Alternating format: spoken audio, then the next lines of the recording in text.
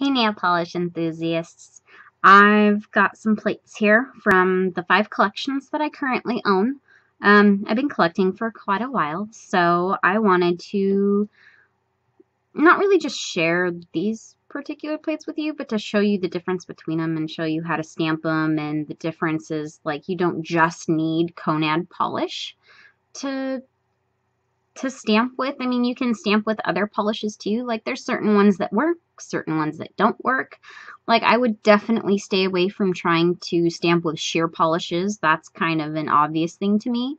Try and stay away from stamping with the glitter polishes. Like, I'll show you one from OPI. I mean, yes, they're beautiful and they're pretty, but the glitter ones, I've noticed, they don't stamp at all. You might get lucky if you get like some sparkly in there, but it's definitely not defined enough to be worth it. So I've already, base coated my nails with white just so I can much more easily show you the different designs and stuff. The 5 plates here are from 5 different collections that I have. The first one is from Shany. This is number 25. If I can, there we go. I don't know if they have any other collections other than this one, but they're really nice. They're really good plates. They're not too sharp around the edges, and they've all got the white plate on the back that says Shany Cosmetics on them. And the plates are really, really nice. They're nice and big, and they almost cover my entire thumbnail. So these are not too shabby, especially for the price. They're really awesomely priced. You can find them on Amazon. That's where I got them. And then this is the 2010 collection from Bundle Monster. They all say BM. And then for the 2010 set, is it gonna, I guess it's not gonna focus on it, is it? I'm sure you guys can see it good enough. It says BM20 on there. Hello, focus on me. No, okay. These plates are relatively small, and they obviously don't cover. They just don't cover my entire nail.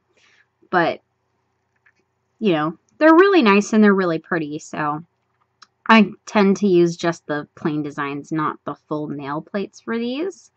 And then this is a plate from the 2011 Bundle Monster, and notice how they changed it so that it says BM-20. This was 205. This set also has 25. The 2010 set only has 21 plates in it. But since that's like the first set, it's just a plain numbers, and then as the collections go on, this is the second set, so they added a 2 in front of it. And I really like these, and obviously the plates are much bigger.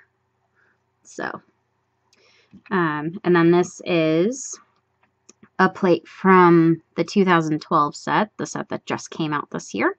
I actually really like these. They're really nice. And then, oops, it's all dirty. I've obviously used it on the back. But they all have bundlemonster.com on the back of them. All of my plates that I've gotten have that little white thing on the back. So they're all really nice. And then this is for my newest collection. I haven't used any of these yet, and I'm really excited, so I get to demonstrate with you guys too. This is the Mash Nail Plate set. This is the second half of it. This is number 26 through 50. I noticed that one of my Shany's, I believe. My Shany's are possibly the knockoffs of the Mash, and I think they work just as well, so there's no point at all for me to get Mash number 1 through 25. There's just no point. And then this, obviously, these came really well packaged. They had the nice blue film on the top, all in their own package, and they came all stacked together. Really awesome packaging, all off of Amazon. I bought these for like $15. So that was pretty awesome. And I will say this. The Mash nail plates, the blue film was so much easier to take off than any of these other 4 sets. The Shany were the worst. They were pretty awful. I found myself taking like 2 plates and scraping like this to try and get it off so I wouldn't destroy my fingers. But you know, it's what you gotta do. You gotta deal with certain things if you want to be able to have the plates that you want. I mean, obviously, if they're gonna be cheaper and whatnot. So, I'm gonna start off stamping with my Shanies. So I'm gonna go ahead and get these guys out of the way. So, obviously, you can tell I've already used this one. I just love using the paper towels. It's so much easier. And I'm going to use this plate right here. And just to show off, I'm going to use my black Konad. I was amazed when I got this because I had been trying to find another one because I just didn't, I don't know, I didn't really want to use, I didn't want to have to buy the Konad. I'm like, they're so expensive and it's just name brand, whatever. It doesn't really matter. I've noticed that when it comes to black and white, it does. It does matter. I've got the Konad, you know, stamp scraper. I've got the little metal one. I really love it. So you just scrape off like that. Take, oh, that wasn't a very good scrape, but oh well. Take it like that. And I roll it. Oh, yeah, see, that was really horribly bad. Is it gonna? I don't think it'll focus. If I do that. There we go. Yeah, see, that wasn't the best stamp ever, but oh well, I'm not gonna really complain. If I can get these open. I've got all my Q-tips here. Target, 99 cents for the travel bundle. Just the knockoff brand. Awesome. And then I've got CVS toner or polish remover, whatever. If I can speak today. So, I will agree with everyone. Pure acetone works the best. It really does. My goodness, that was dirty. All right. Just continue scraping that guy off. You know what? I don't like doing it that way. I like using my little pads, although they're not lint free. I'm trying to get rid of these. So, yeah. Although I will admit, though, the Shany ones are actually really nice. I really do like the Shany stamps. They do work a lot better than, obviously, that's showing. But for demonstration's sake, I'm just going to keep moving on. But trust me, I'll end up doing an entire Shany thing.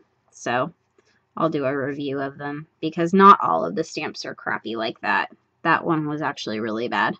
So an example of one that is not the Konad polish, I've got this e.l.f. color.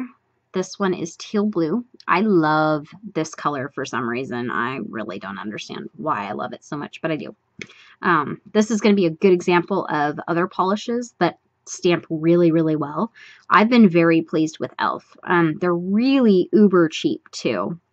They're only like $2 per polish. And the only drawback I've noticed with them is that they smell really bad. Like they are not. There we go. That was a much better one. And with this guy, let's see here. If you guys can see this. Whoa.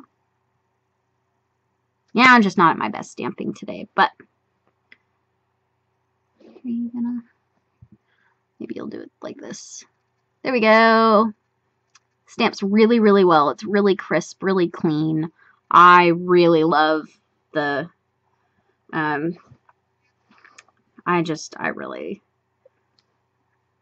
really love the e.l.f. polishes. The opaque ones stamp amazingly well. See, it's the color that I used before. But yeah, like those, they're, see, I'm like destroying my nails already. But yeah, they're really small, they're really tiny, but I still think that they work really good. I mean, that image is just, you can't beat it if it'll focus. I mean, that's just such a clean, crisp image. You can't get any better than that. And it's with a polish that isn't Konad, so that makes it even better. All right, now from the 2011 collection. Here we go. I think that's the one that I want to use. I think it's really neat and fancy schmancy. I'm going to go ahead and try my Vinique. I've got this color. I love Vinique polish. Oh my gosh, it's so amazing. This one is called Sky High Skype. It's really pretty. It's more like a mauve-y kind of color. I really like it. And it's, you know, pretty opaque. So we're going to see how it stamps. I haven't really used any of my Viniques for stamping yet, so it's actually kind of exciting for me. So we'll go ahead. Much better. And this one. This doesn't stamp too horribly. I mean, it's not so bad. Looks, oops. I'm gonna focus. Please.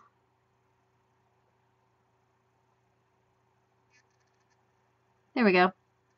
I mean, it's a little see-through for white. I mean, it's not so bad. But it's definitely one that I would suggest you use it to stamp on top of another color. So that's not so bad. I've seen much worse. I've definitely seen worse. Much worse. Like the glitter that I'm actually going to show you next. I'm going to show you the glitter next. Show you how that one stamps. Because it's not exactly the best thing. So, get that guy out of the way. And I've got this whole hand to stamp too, so don't worry. I'm not going to be leaving anybody out. I guess I'll use that one, even though I wanted this one for the owl, but that's okay. I've got OPI's #1 Nemesis from the Spider-Man collection. It's got enough glitter in it that I think it'll do okay. And the glitter in it's just really, really pretty. Shake it up a bit. There we go. Much better. Yeah. See, I mean, it's nice and glittery and everything, but I don't think it doesn't look opaque enough for it to be a good stamping polish. So, and you guys will find out what I mean here in a minute. Silver and gold, like pure just silver and gold ones are the only ones I think I would suggest you to stamp with if you want it to be really opaque. I mean, if you want it to just be like an accent color, kind of like how it's showing up right now. I mean, it's not the worst in the world, but it's definitely not a very crisp image, or crisp color, I should say. I mean, I'm actually really surprised with this one. Oh, come on, camera. There we go. So, I don't know. I guess it's just your personal preference on what you're willing to deal with and put up with and all that fun stuff. So, Elf right now is the only cheap color I've actually shown you guys that is usable with these guys. God, I'll have to clean these later. So, we'll use another one with the mash plates here. I really like this one right here. So, I've got Sinful Colors right here. This one's Rise and Shine. I've used it once before in a mani kind of thing. One of my manis, which I love to do. I love to do manis. Because I had a really bad experience with a nail polish color that I used from Avon. It was really terrible. It was really bad. And alright, well that polish dries really, really fast, and that's what happens when polishes dry really fast. So you might not want to use Sinful Colors as your stamping polish, but it definitely does make for really, really pretty polished colors. They've got tons of varieties, and you can find a lot of them either in like CVS, Target. Target sells them. I found a good majority of mine at Rite Aid. So there's lots of different places that you can find them. So I guess I'll just use this one since I've already got the mesh. And I've got China Glaze right here. It's Exotic Encounters. It's from, oh, this one is from the, I guess it's from their Safari collection. I don't know. I keep forgetting where I get all my polishes from. They all seem to come at me in like huge, massive groups. So I get all confused. Oh, cool. See, that one worked out really well. Focus. There we go. So this isn't to say that the fancy schmancy expensive polishes are the only ones that are actually worth anything at all. They're not the only ones that you can stamp with, obviously, as I'm showing you guys. My goodness. Come on, acetone. There we go. So it's really nice to know that you guys have options out there. It's not just, you know, the Konad one, which I'm going to do again in a different stamp because I'm sorry, that first one I did was terrible. And this is going to be on a mash plate too, so big difference.